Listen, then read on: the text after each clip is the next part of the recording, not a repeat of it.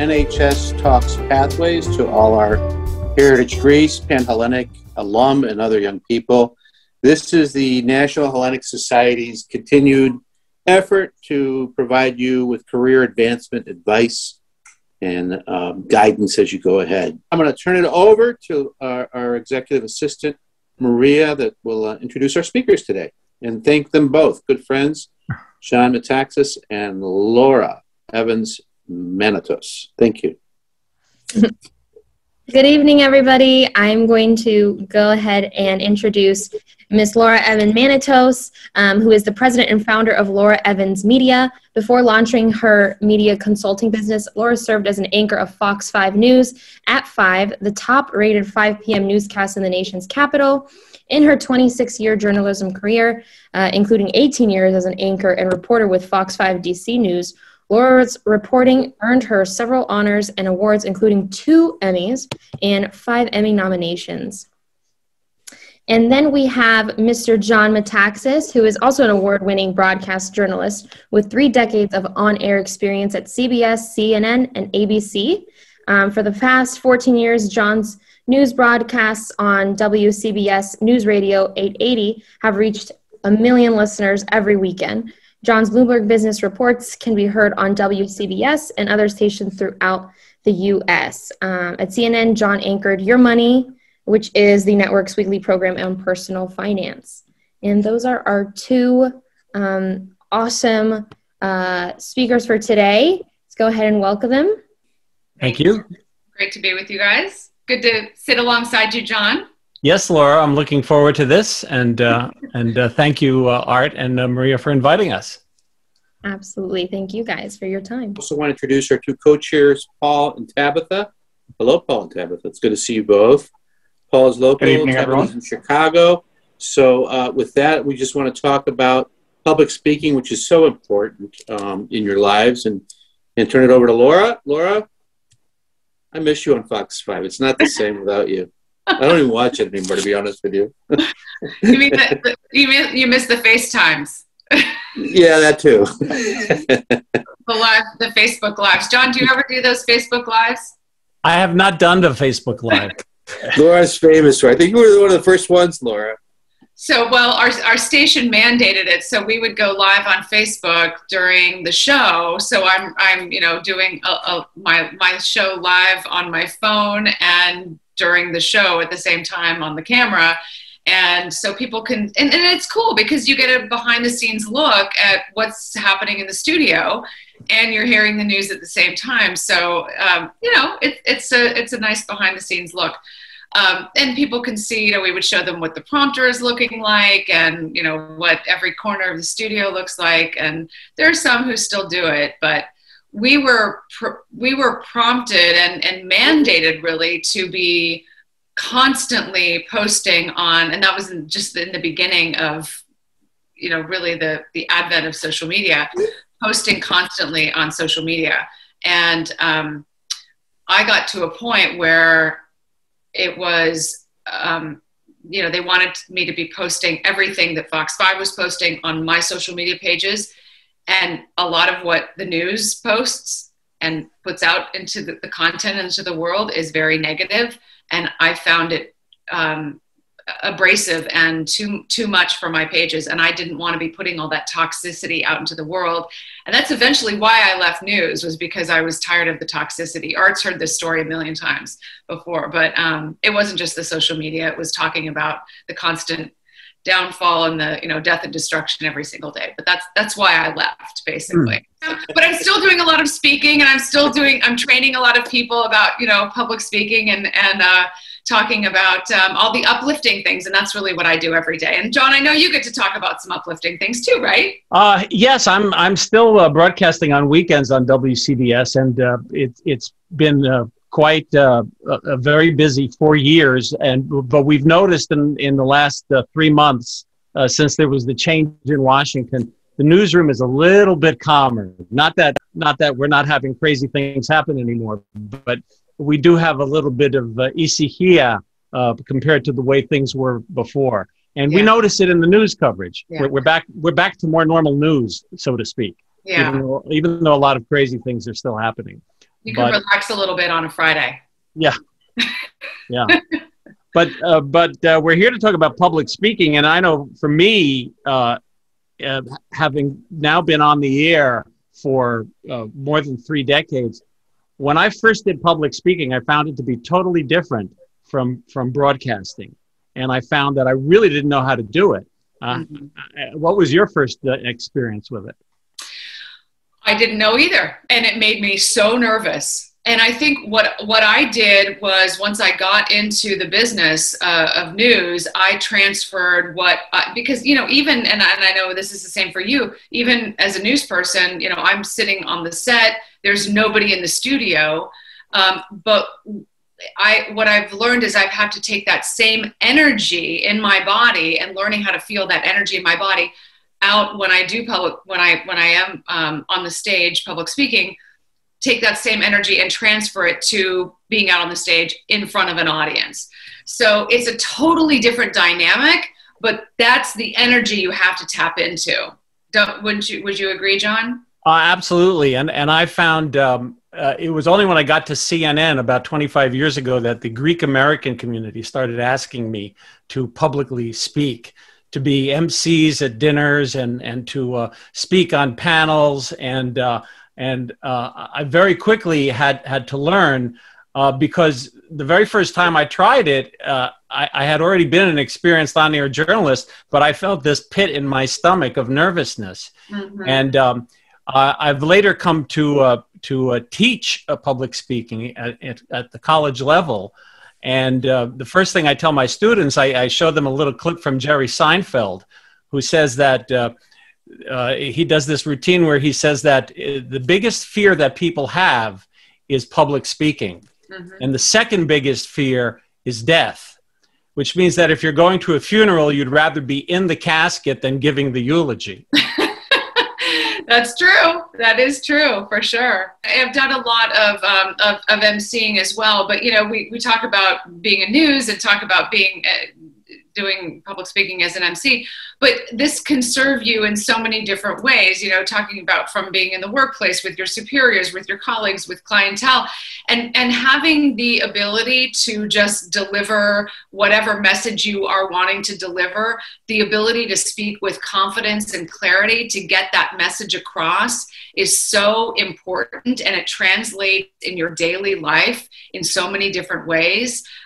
From pitching your ideas to a boss, from being able to confidently argue your point with a colleague, to confidently arguing your point with a spouse or a boyfriend or a girlfriend or your sibling, right?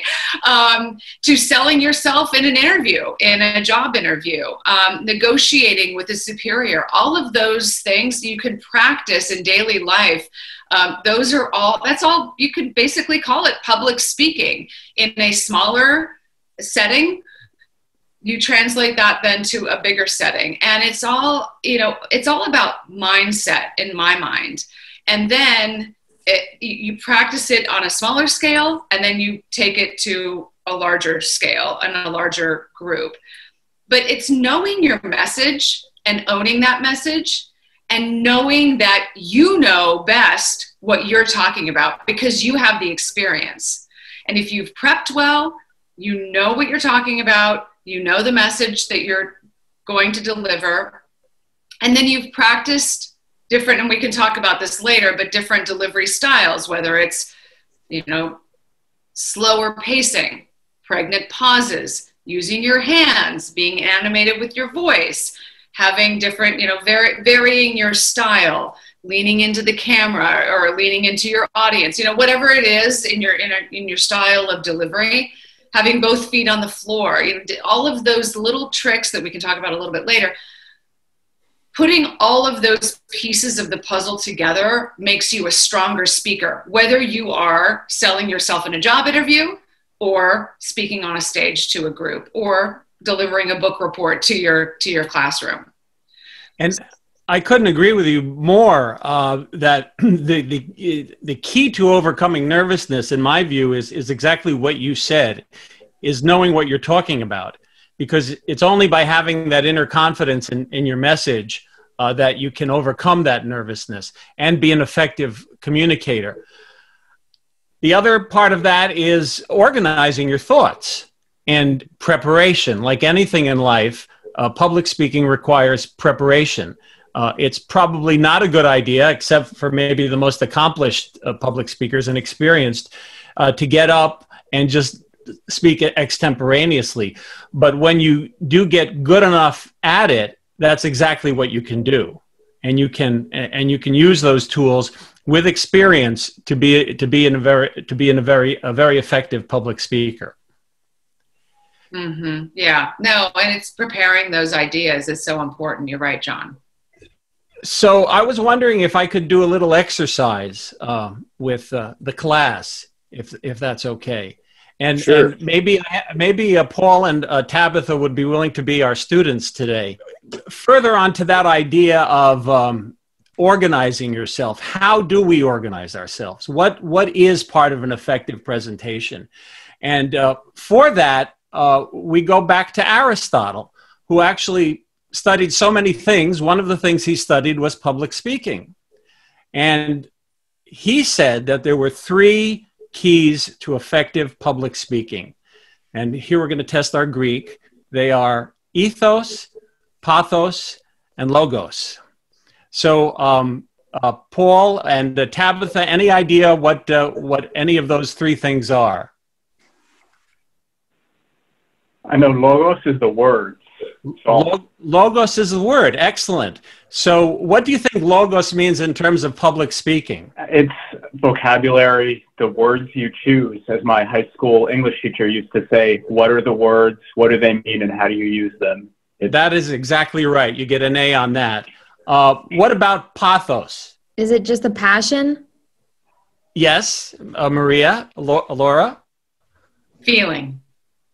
Feeling, yes. Emotional connection. The words that you use are great, but unless you have an emotional connection with your audience, they may not get those words. They may not be able to absorb them. This one might be a little tricky. Anybody have an idea what ethos is? Because it may not be intuitive to understand what that word means. What ethos basically means is your ethos as a person and your credibility of what you're saying. And a big part of getting through to your audience is who you are and letting your audience know who you are and letting your audience know why they should listen to you in what you're saying as opposed to anybody else. So I thought I would just play a very short video of one of the greatest speeches ever made. It's only about a couple of minutes. This is actually a clip from a documentary. How many here know who Lou Gehrig was? It may not be known to the younger generation. Lou Gehrig was a great baseball player for the New York Yankees in the 1920s and 30s. And at the end of a brilliant career, he became very sick with a disease that later came to be known as Lou Gehrig's disease. And he had to leave the team and never play another game. And on July 4th, 1939, the Yankees brought him back to honor him. And he had to give a speech at Yankee Stadium in front of 70,000 people. And he gave this speech. And I want you to look at the speech and tell me if you think Lou Gehrig was an effective speaker. First baseman Lou Gehrig hung up an amazing mark by playing in 2,130 consecutive games. Then a fatal disease attacked baseball's Iron Man.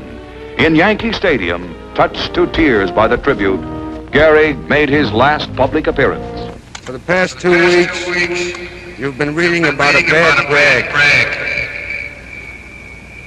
Today, I consider myself the luckiest man on the face of the earth.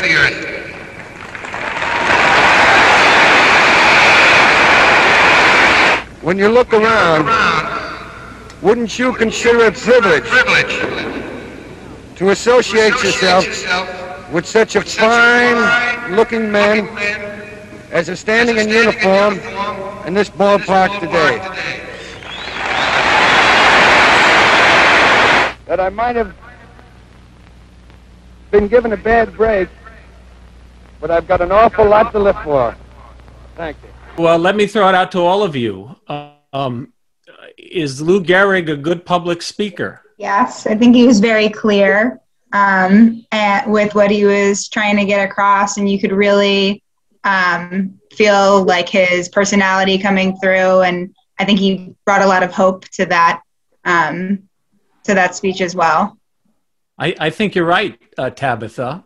Do we think that Lou Gehrig was an experienced public speaker before giving this talk? I don't think necessarily.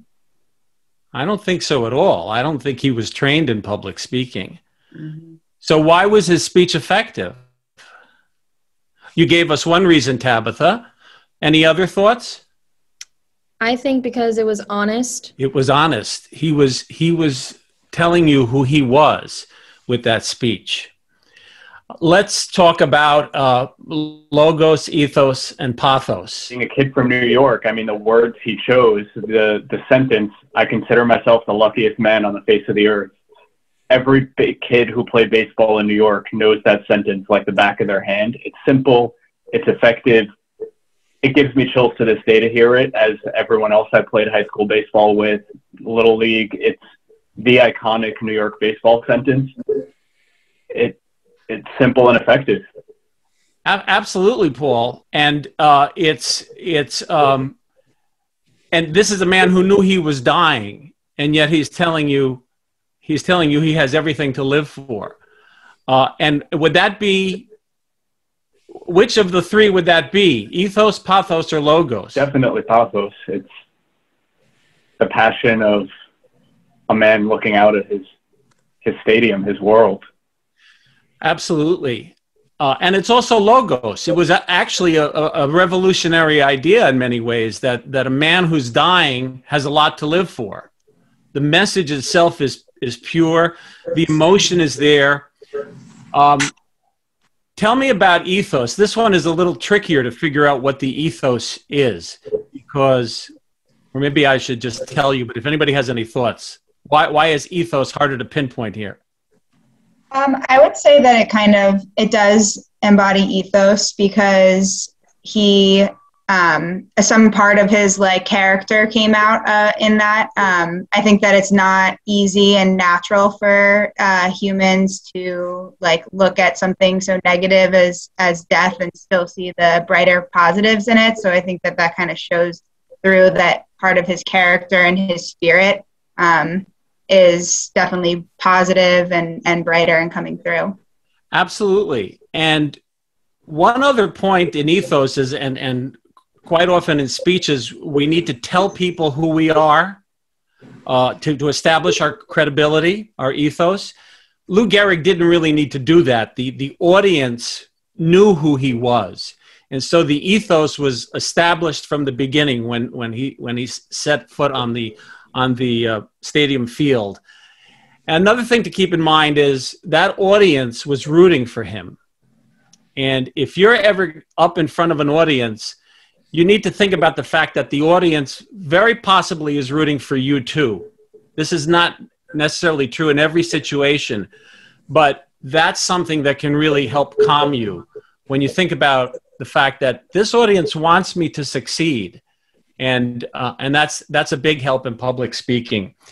So, Laura, I didn't mean to hog the first part of the interview. No, I loved that. That was great, John. I had never seen that speech before, and I loved how you broke it down. It's a beautiful representation of all of the pieces of a great public speech. You're absolutely right. And you're right about, rooting people on, and it's so true.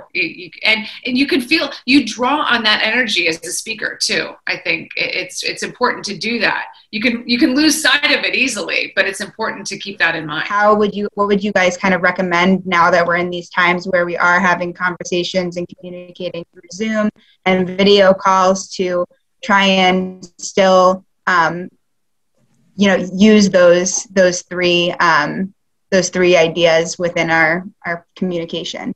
Yeah, so in fact, that's funny, Tabitha, because I was just looking at the questions here about suggestions on video calls.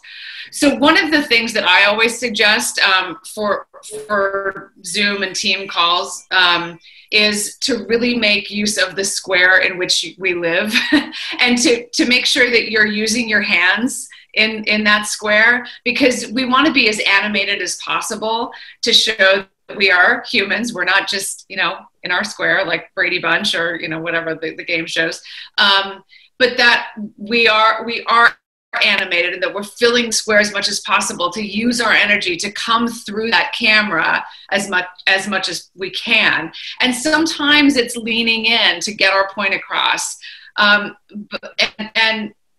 looking at the camera. That's the other thing, because sometimes we're looking down at the people. You know, sometimes we have our you know, our shots of our squares a little bit lower. So make sure when you're speaking on Zoom that you're looking straight into that camera, making eye contact with the people who are looking at you. That's the best way to convey your message. So, John, what else do you have to offer? The only thing I would say is that those are excellent points. The other thing is, in the Zoom era, we've learned that it's a good idea to have your camera slightly above eye level. And so, Artie, we see your ceiling. Okay, that's much better. Our dirty house. The only problem with that is you have to clean up the house if you're going to have the camera at eye level. And I'll show you what I use to keep that at eye level, because that's a really good point. I use this. I bought it off of Amazon, and it's an adjustable razor, you know, level laptop mobile, you know, razor, and I can level it up so it's a standing desk, or leave it down, and then I just put my laptop on top of it and my keyboard underneath it. But it brings it to eye level, as John said. That's really, really important, because you don't want it up or down, and your background is important too. You see, you're fancy. I have 7 books piled up underneath my laptop. Well, so this was only 30 bucks. 12-pack of Sprite. That's just as good. That's just as good. Okay. So, Laura, how do you go about organizing a speech? Organize a speech, I always do a little icebreaker off the top, because I find that, you know, an audience needs an icebreaker just as much as I do. And I think that having a story off the top is always good too. You know, you can have a joke and have a story, but having the audience get to know you is good. Or if it's just you and your boss, then that's important too, having a little story or a little icebreaker. So I have that off the top. And then making sure that your speech is organized with your messaging points. So it's got to be simple. I always go by the old journalism rule of KISS. Keep it simple, stupid, because your audience can't follow it if you can't. So it's got to be separated into different points of organization, so that your brain can follow it too. If your brain can't follow it, the audience is not going to follow you. And buttoning up at the end, just like a good storybook, you know, where it opens, it's kind of got to be buttoned up at the end at the same place. And that's always a rule for me. And what you're really talking about is giving the speech a structure, so that you know where you are, and more importantly, your audience knows where you are. And there are some techniques that we use to do that. And as you said, starting out with the icebreaker is one, but another one is starting out with, and that's very important to connect to the audience. But it's also important to state your proposition at the top and kind of tell them what it is you're going to tell them about in the speech. And if it's more of a formal business presentation, you might even tell them, well, I'm going to cover the 4 aspects of this question, and those are 1, 2, 3, and 4. And then as you go through those 4 aspects, your audience knows what it is you're going to talk about. 3 or 4 is a good number. If you're dealing with more than that, it's very hard for people to follow that. And as you move from one section to another, you give a signpost, or you have a transition, which is a phrase that you use to let people know, I'm moving from part 1 to part two of this speech. And so we sometimes we like to say also that you want to tell them what you're going to tell them, then you want to tell it to them, and then you want to wrap up, as Laura said, by telling them what you told them, just to make sure. Now repetition is something that's very important. Can anybody think of a speech where repetition was used? A very famous speech. I know this is kind of obscure without a hint. August 1963, on the steps of the Lincoln Memorial. The I Have a Dream speech. I have a dream, yeah. How many times did he say, I have a dream in that speech? I don't know. I knew and I forgot, but I think it was something like 15 or 16 times. Right. I have a friend who was working for his college radio station at Fordham and covering that speech for the college radio station. And as King is speaking, he's writing down notes. And the first time he says, I have a dream, he wrote it down because he's taking notes. The second time he said it, he wrote it down again, but he took note of it. Then as King kept repeating it, he realized this is what this speech is about. And it was through that repetition that King allowed people to take home with them what the speech was about. So your goal as a speaker is that your listeners should be able to leave your speech and very quickly be able to tell anybody who asks them what it is that you spoke about. And one of the ways we do that is through repetition. And so it's okay to do that. The other thing people don't know about that speech is that it's important to, communication is two ways. And so you're communicating to the audience, but they're absorbing it. And as a speaker, you have to understand that dynamic. And so if you're in front of a live audience, you have to be looking out there, first of all, maintaining eye contact and moving that eye contact around. But you also have to gauge your audience and figure out if you're losing them. And a lot of people don't realize that King understood this. And that in the early part of his speech, he was losing his audience. And if you watch the speech, in the first 10 minutes or so, he's reading from a script. His head is down. He's talking about a promissory note that the founding fathers gave to America of freedom. And how many people today remember that the promissory note was the key part of his speech? Well, they don't remember that because he wasn't reaching the audience. And he looked out at that massive audience and he realized he wasn't reaching them. So he put his script away and he started delivering the sermon that he had been delivering at black churches throughout the South. And that sermon he had memorized by heart. And so you see him in the second part of the speech. He's looking at the audience. He's saying, I have a dream that black children and white children are going to sit down and in brotherhood. And he just delivered the speech and the audience was rapt.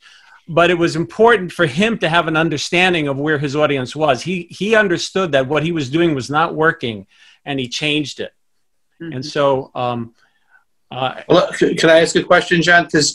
So that kind of speech, though, is a speech meant to inspire. Let's just say, how do you adjust when I'm delivering a PowerPoint for my business colleagues, or if I'm delivering, if I'm addressing shareholders or what have you? Because and Laura, you pointed it out, know your audience, right? So how do you keep it dynamic? How do you avoid, I can't stand when someone just reads the entire PowerPoint verbatim or has a 3-page speech and they're reading every word and actually passes the speech out so you can read it along. I mean, I never got the purpose of that. So what are some of the techniques you use, to adjust? Right. To me, the most important tool, the most effective tool is storytelling. Tell it like it's, what is happening in real life? How is this product helping? How is this idea helping? How is this concept going to change our lives or this workplace or, you know, the you know, the minutia of whatever it is that you're working on. How, you know, what is the story that can boil down that everybody can relate to? And PowerPoints don't have to be numbers and graphs, for crying out loud. They can be pictures, you know, and you can interject maybe a quote or, you know, something that is uplifting. One other tip about PowerPoints is that you may not want to distribute the PowerPoint before you give it. You may want to distribute the PowerPoint after you give it, because otherwise everybody's head's going to be buried in your PowerPoint and nobody's going to be paying attention to you. Yeah. And you want to be the center of attention. The other point is that if you're working with a screen and you're delivering a PowerPoint, you want to stand to the left of the PowerPoint, because in English we read left to right, and so you want to be pointing to the beginning of the words. Now, maybe in Israel you would stand on the other side because they read the other way around, but think of little tips like that will help. That will help in the communication. A great tip, yeah. So there's a question here. Do we have any suggestions for speaking with executive presence? And you know, I listened to and I'm actually reading the book right now. Amy Cuddy's. Well, the book is called something different, but it's a presence, I think. But her TED Talk is Power Pose. And John, have you heard about this, about Amy Cuddy's Power Pose? And the Power Pose is like this. And she did a study about how, you know, the body reacts to the pose as opposed to the other way around. And they studied how people, you know, like at the end of a race, you go like this and you get energy, and you know, that's kind of the victory, the win. But can you reverse engineer that in your body and go for the win or the stance, you know, the Wonder Woman stance, and get that energy of, I am strong, I am a winner, I am confident, from simply doing that. And they found that, yes, you can have a hormonal change simply from making your body, you know, in those different poses.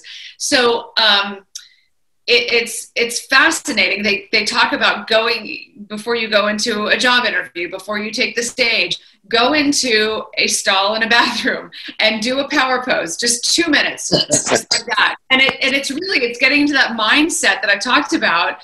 But before I even knew about this, I'll do that on stage every once in a while, where you just make yourself big. It's like, yes, go back, you know, and it really does. Just try it out. It does interject power into your body. It's a certain amount of energy. And so when talking about executive presence, I do think there's a level of executive presence when you stand up straight, when you have your shoulders back, when you have both feet on the floor. You have a different presence about yourself. Your voice is not up here, higher in your throat. It's down here in your body, in your, you know, lower in your throat. And so it's allowing you to breathe. It's allowing you to be in your full body, and it's allowing you to feel confident and be in the mindset that you should be as a speaker. And Laura, it's how you scare a bear away too, you know? It's how you scare a bear away too. Question. Do you guys have any recommendations for if you do make a mistake in a presentation or in a public speech engagement, and what would you say is a good tip to kind of recover from that mistake? Laugh it off. Yeah, I think acknowledge it. Remember what you said about Lou Gehrig. He was genuine. So if you make a mistake, be genuine about it, and people will relate to that. I wanted to follow up on the question on executive presence, because I've actually prepared a second video. And in teaching public speaking, I quickly realized that all of the many of the speeches I was showing my students were from powerful men. I would show them Martin Luther King. I would show them Ronald Reagan's Challenger speech. I would show them JFK's inaugural. And half of my class was women. And I realized that I needed to show powerful women as well, because I needed to reach my female students. And I thought about who would be good. And I remember having interviewed Carly Fiorina 25 years ago when she was the CEO of Lucent Technologies. And then, of course, she later ran for president. She's a very, very accomplished and powerful executive. This is not even a speech. This is a question and answer session at Stanford Business School. She's talking to aspiring business students and entrepreneurs. And she's asked a very simple question. Tell us about change. And I want you to look at how she structures this talk. It's all extemporaneous. It's not from notes. I want you to look at, she opens by restating the question, and then she has two main points, and then she wraps it up. And she also does something in the middle. I want you to tell us how she establishes her ethos in this speech.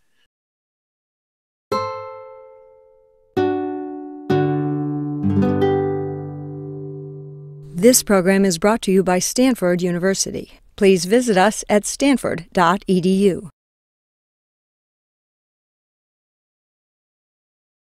So what do I know about change? First thing I know is that everybody is afraid of something. Everybody is afraid of something. All of you are afraid of something. All of us are afraid of something. What distinguishes people who are successful in their life from those who are not is, what do you do with your fear? Some people are held back by their fears, and some people choose to move ahead in spite of fear. Courage is not the absence of fear. Courage is acting in spite of fear. But because everybody is afraid, what most of the time people are afraid of is something new. The essence of entrepreneurship is risk-taking. The essence of business is risk-taking. Taking a risk is all about trying something new. And yet, as people go on in their lives, they become afraid of trying something new. And so change is always resisted, always, because people are afraid. Even if what they have is not satisfying to them, a lot of people are afraid to venture into the unknown, and that holds them back from change. And if you are trying to drive a company, an organization, your colleagues towards change, you have to know that they are afraid. And you have to know as well that the only way you can help people get over their fear is to give them a vision of something that's worth striving for, that's worth taking a risk for. But the other reason change is always resisted is because the natural momentum, the natural instinct of any institution, I don't care if that institution is a family, a board, a university, a company of 5 people or 500,000 people. Today, one of the many very interesting things that I do is I chair the advisory board for the Central Intelligence Agency. And so I can say without fear of contradiction that this is true of government or agencies, everybody. The natural momentum of any organization is to preserve the status quo. Why? Because people who have positions of power and influence want to keep them. And so they invest their energies in maintaining their position of power and influence. This isn't because people are bad. It's just human nature. And so again, if you are focused on risk-taking, change, you have to understand that the momentum that works against you is the power of the status quo, and it's always there. That's why change is hard. And the other force that pushes against change is fear, basic human fear. And so change has to have enough power, the power of the vision about what can be different. It has to have enough force and enough energy to overcome people's fears and to overcome the power of the status quo. Absolutely. Does she command? Yeah, go ahead, Paul. I was going to say, and it's interesting you mentioned command, because that's exactly what the word that came to my mind was. She just commands the presence of the stage, and everything from repetition to tone, volume, pacing, the words she uses, the way she phrases her ideas. And in the middle, the point that you left in as a teaser, John, of where she buys credibility in mentioning that she's on the board of the CIA to buy that additional audience of, this isn't just someone talking from the business world, but she knows government as well, an agency that we're all familiar with, we've all heard of. It sticks with you in a 4-minute speech. The key concepts that she was driving, the way that she structured that response, it sticks with you in a way that's very simple to remember and recall and tell someone else afterwards that here's what she spoke about without quite getting the words right. The message is there. Excellent, Paul. Excellent analysis. Any other thoughts? The first thing that I noticed was her confidence, and that made me want to listen and pay attention more, and then also make me believe her. How many points did she make? Do you remember, if you were writing an outline of that speech, what would be the body of the outline? How many points? There were just 2. She was talking about change. She said the first thing is that people are afraid of change. And then in the middle, she had a transition sentence where she said, the other reason change is difficult, so that you knew now she's transitioning to her second point, is that organizations have momentum. And if they're not moving, they continue to not move. So those were her 2 points. People are afraid of change, and the momentum is to preserve the status quo. She had 2 main points. She had a transition in the middle. She put in a little story about her ethos with the CIA. She told you at the top what she was going to talk about, and then she summed it up at the end by repeating her 2 main points. And it was a very even structure. Introduction, first point, ethos, transition, second point, sum it up. It was an outline, and it was delivered extemporaneously. I don't think she prepared that speech. I think she just knows how to speak after having done it for so many years. And so that's where you want to get to be an effective public speaker. So on that topic, a lot of our alumni through the various scholarship programs that we're supported by here, they are just starting out in their careers or still even in college. What advice do the 2 of you have for how they can start on their journey to becoming powerful, incredible public speakers like you both, as well as the folks you've shown us in a variety of these videos? What would you suggest to them? I would say just do it. It's like anything else. The more you do it, the better you get at it.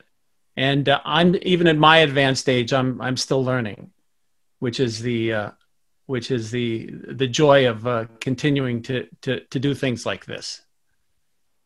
You know, it's really about practicing, and you can practice every single day. And what John is saying is it's just doing it. But it's and I was saying before, you can practice when you're talking to your family. You can practice using your hands a little bit more. Oh, that didn't sound very good. You can practice on FaceTime, or on your phone.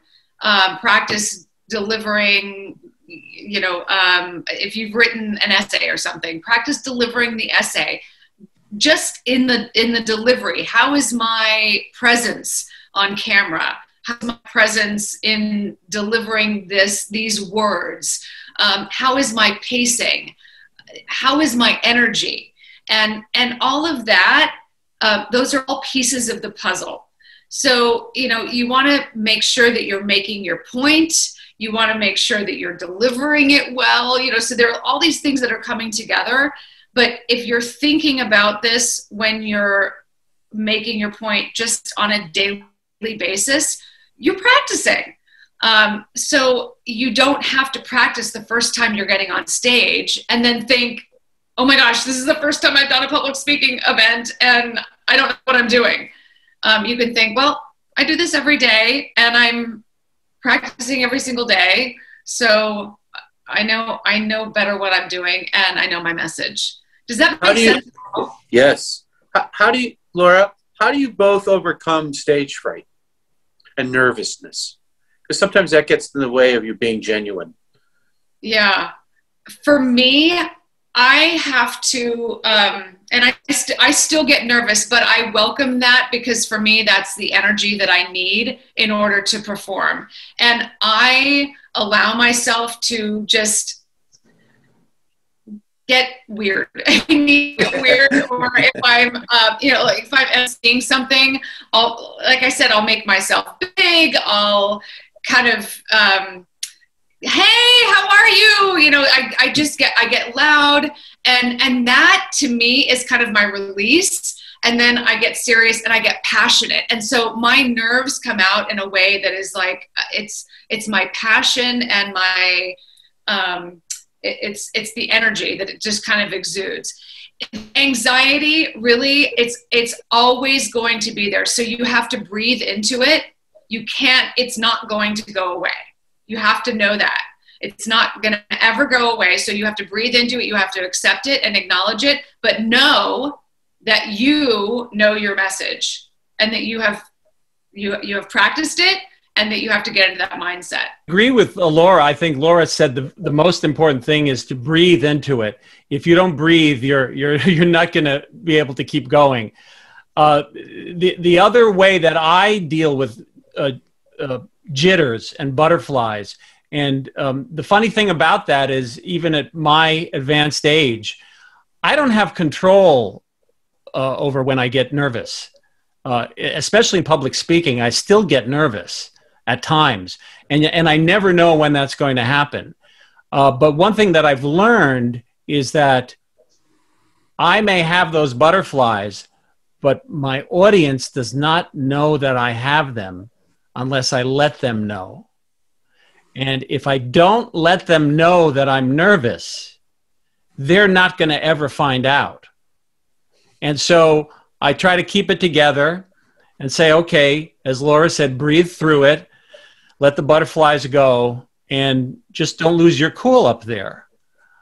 The other thing, getting back to the earlier question, one thing that my wife just reminded me in a chat is that if you're trying to figure out how to get better, you could consider taping yourself, videotaping yourself, and watching what you look like. Because there's nothing more disconcerting than watching yourself on video or listening to yourself on tape. And, I, for years, thought I sounded and looked so odd doing that. And then after you do it long enough, you realize, no, I don't look odd. That's just the way I look. And if people don't like it, then that's too bad, but that's who I am. And so you have to get over that sort of like fright of your own voice and your own image. So looking at yourself, staring at yourself on video for a while, on your own is probably not a bad idea. So when you two were on the news, remember, we are our own worst critics. Yeah. We are our own worst critics. When you two were on the news, I mean, you had teleprompters, sometimes a script. Is it a good idea to have like a little crutch, like a index cards or, an outline of some sort in case you do get lost sometimes? For me, yes. I need notes, and I like to have things scripted. That's how I am. I don't like to have just bullet points. And then I always have a pen. I always have a pen in my hand. So I just kind of carry that's just my thing. So I kind of talk, that's just how it's always been. But notes for me has always worked. John, what about you? Well, I worked with an anchor named Cameron Swayze, who was the son of John Cameron Swayze, who in the 1950s was one of the most famous men in America. He was the anchor of the Camel Caravan, which was the precursor of the NBC Nightly News. And people my age knew him in the 1960s as the spokesman for Timex. And he would jump out of airplanes and say, this watch takes a licking and keeps on ticking. Anyway, that was the father. I worked with the son, and by the time I worked with him, he was very senior. He had one of the great lines in journalism that I've ever heard. He said to me, the key to ad-libbing is writing it down. And so, yes, you should write things down, The other thing is, especially in television and radio, you have to constantly be thinking ahead and thinking, what is the next thing I'm going to have to say, and how am I going to say it? And then when that time comes, you're prepared to push it out. So again, that's a form of mental preparation. And again, that's a big key to public speaking as well. Preparation is everything, because you feel better and your script might change a little bit as you go along, but the preparation is everything for mindset. One thing I learned later in life is that, especially in the work world, we may not realize it, but we're always on. And people are always looking at us and absorbing us and remembering what we say sometimes, even when we're not on the stage. And so it might be good in your career to have a sense that, you know, I am on stage, even in my everyday interactions with my boss, with my coworkers. And it's important for me to be an effective communicator with them at all times, even when I'm not, you know, put on that pedestal and have the lights in my face and it's my time to present. You know, not that you want to go through life being scripted, but you know, you want to go through life being self-aware. Mm-hmm. And that self-awareness will help you be a better communicator. I'll piggyback on the self-awareness and talk about how it's, when you're speaking, it's not just from here up. It's using your whole body. And I took voice lessons before I got into, I had a voice coach before I got into news, because I was talking up here and my voice was really bad. And I had a news director who said, your voice is terrible. And so I had a voice coach who was telling me, both feet on the floor. You're speaking not from up here, you're speaking from down here. And it really changed even my energy. So you're using your whole body. Be mindful of everything that's going on in your body. Be mindful of the energy that you are bringing to the table when you're in a public speaking event, when you're bringing onto the stage, that you're bringing into every room when you're speaking. That will change your delivery. It changes your mindset. It changes everything about the words that are coming out of your mouth. It's not just here up, it's your whole body. On behalf of all the alumni that are here with us, that are here virtually in Facebook world, thank you both so much. This has been absolutely incredible. Tabitha, any closing thoughts? Yeah, I agree. Thank you so much for taking the time to help us grow and learn. We really appreciate it. Well, thank you for having us. You guys are both great. I'm so blessed to call you both friends. It's fabulous. We're going to edit and tape this a little bit, make it nice, and put it on our website and available for all our students and others to enjoy. Thank you very, very much. Wishing you all the best and hope to see you soon in person. Yes. Enough of this Zoom. Thank you, Art. Bye, everybody. Thank you. Thanks, Maria.